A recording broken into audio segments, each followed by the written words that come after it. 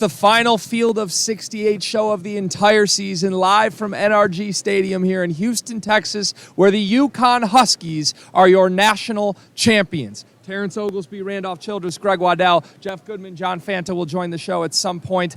But most importantly, this man is a champion. Rob Doster, how does it feel? Feels pretty damn good, man. You would think he was on the team, Greg. Good. I am. I think he got a piece of the net in his pocket. I thought about trying to grab it. I'm not going to lie to you. I thought about trying to grab a hat and trying to grab a piece of the net. But I figured that might be just a little bit too inappropriate, right? Is that crossing the line? Yeah, that would. There's a line of professionals. Slightly. I will wear a jersey in press row in the media center. I will do that. I will not grab a piece of the net. Interesting. I was not expecting a diatribe from you on professionalism. 20 minutes after your team won a championship, it is what it is.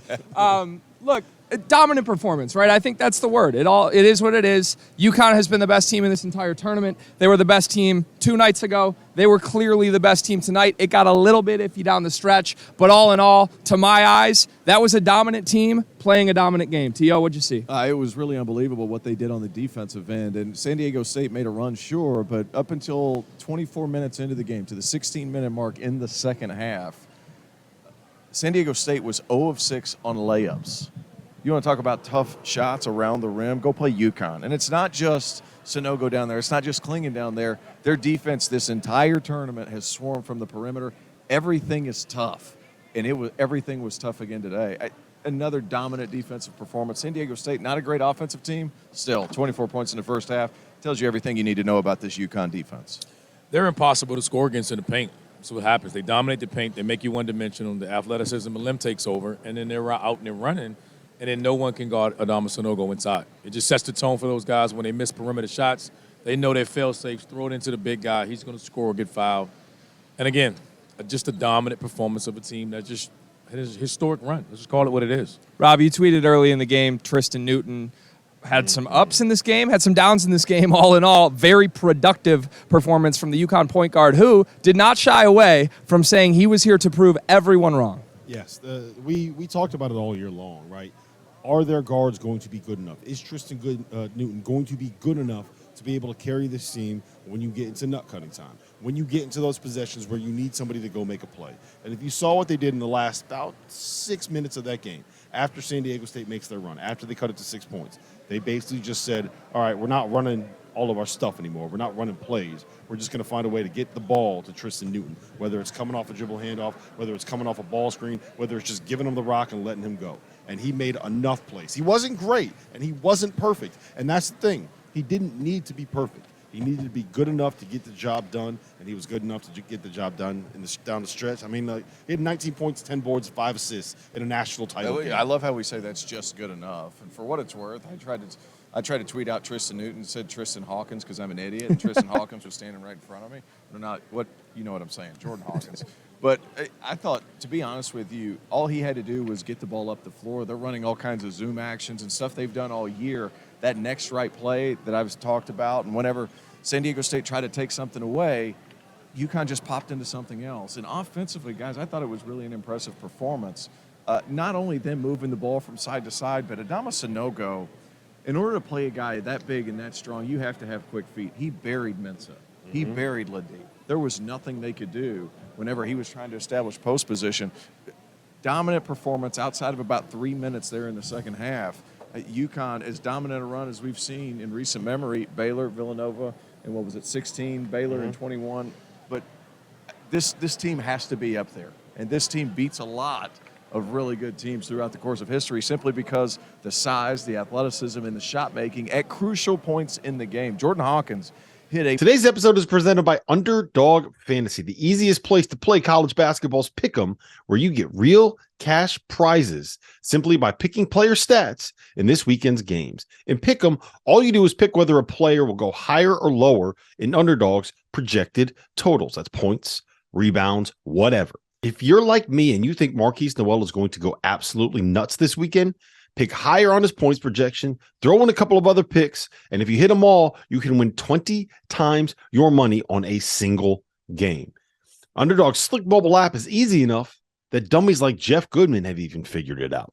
So go to underdogfantasy.com or download the app and use the code FIELD, FIELD, to get a 100% deposit match up to $100. Get in on the madness now. Monster 3 coming off a screen right at the top of the key. Huge. And they continued to be good and solid the rest of the game. Yeah, to me, looking back on this run for UConn, one of the biggest things I'll remember about this team is that whenever things did get a little dicey, someone would make a huge play. Tonight it was the Jordan Hawkins 3 when it was a 5-point game to push it back up to 8. It was immediately back up to double digits after that.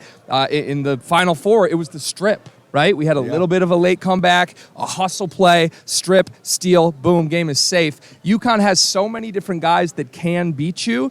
And the odd thing tonight, I don't think that was UConn's A-plus game. That's right. Either. I think that was maybe a B-plus, and there's nothing wrong with that. This was the highest floor team in the country, the deepest team in the country, and ultimately they are champions, and no one's ever going to take that away from them. RC, did this game ever feel like it was in doubt to you when San Diego State made that run? No, you and I were sitting there talking during the course of the game, and cut it to 5 or 6, and then Hawkins comes off, bangs that 3. Their defense tightens up. San Diego State goes on 1 of 9 from the field at the end of the game to close it. It was over at that point. Pushed the lead back to double digits. They had a moment, and you thought they were going to try. And then when Hawkins hits that 3, you could just feel like, all right, we gave it a run, and that was it. And, that was the one. That was the deck. That was the shot You that missed you that just shot, said. San Diego State comes down and scores. Yes. Then you got a ball game. You got a serious game on your hands at that point. And he bangs the shot down. Credit to him. And they just showed the dominant team they've been all year. Defensively is where I've been impressed. We talk about all the offensive weapons that they have. This team is elite defensively. And that's the one thing I think that gets lost in translation because we're worried about how Hawkins and all these other offensive guys and the bench and the guard play, everything else. Defensively, this team separated itself all year long in this tournament, specifically on this 6-game run to a national championship. There was. I'm sorry to interrupt you. One quick point, but there was one part of the first half. Nathan Mensah went up. He had a wide open hook shot, and he was so phased out by UConn's defense and rim presence as far as somebody else coming over and blocking shots, getting a body on him by Sanogo. He had 6 feet, wide open. Nobody jumped with him, still tried to pass. I mean, we say it time and time again, but it's a cumulative effect of their physicality, of their aggressiveness on that end of the floor. And in a national championship game where guys, in that first 10 minutes of that game, referees did a nice job letting those guys play. I thought it was a well-refereed game. I know a lot of people aren't going to say that, especially San Diego State fans, but I thought it was a well-refereed game for the most part. I didn't love some of the calls in the second half, and I think UConn had a little bit of a better whistle than San Diego State did, and there were a couple calls down there that were just kind of like, what are we looking at? How is that a foul? So, but at the end of the day, this wasn't. Officiating did not decide this game. Exactly. Well, the better team won. The better team in college basketball decided this game. And you can go back and you can watch any game and be like, this ref missed this and this ref missed that. They're not perfect. Well, the thing is the ones that they miss, like what you just mentioned, 4 calls? Mm-hmm. We played 40 minutes. Yeah. That's what I'm saying. That's fine. You got to live with that. And let's be clear. If Jordan Hawkins doesn't pick up his second foul, this game's over at halftime. We're doing the show to start the second half. Yeah, this would have been over. They would have been up 20-25 or whatever it was. I mean, they were on their way. He picks up the foul, and then he goes down. They lose that punch, and they keep San Diego State in the game. Yeah, Danny Hurley said at halftime, we should be up 20. Easily. Right now, it's a 12-point game at halftime. It was hard to argue with him, especially the way they created some separation in the second half. Rob, quickly, you've watched this team all season long, as we all have, but I'm sure you have not missed a minute of this team from the entire start of the season to here. Is this just a great team? Obviously, they're a great team, but is this a team that was great and also was peaking at the right time? Or will you remember this team as a start-to-finish dominant team? I mean, they had their little swoon in January, right?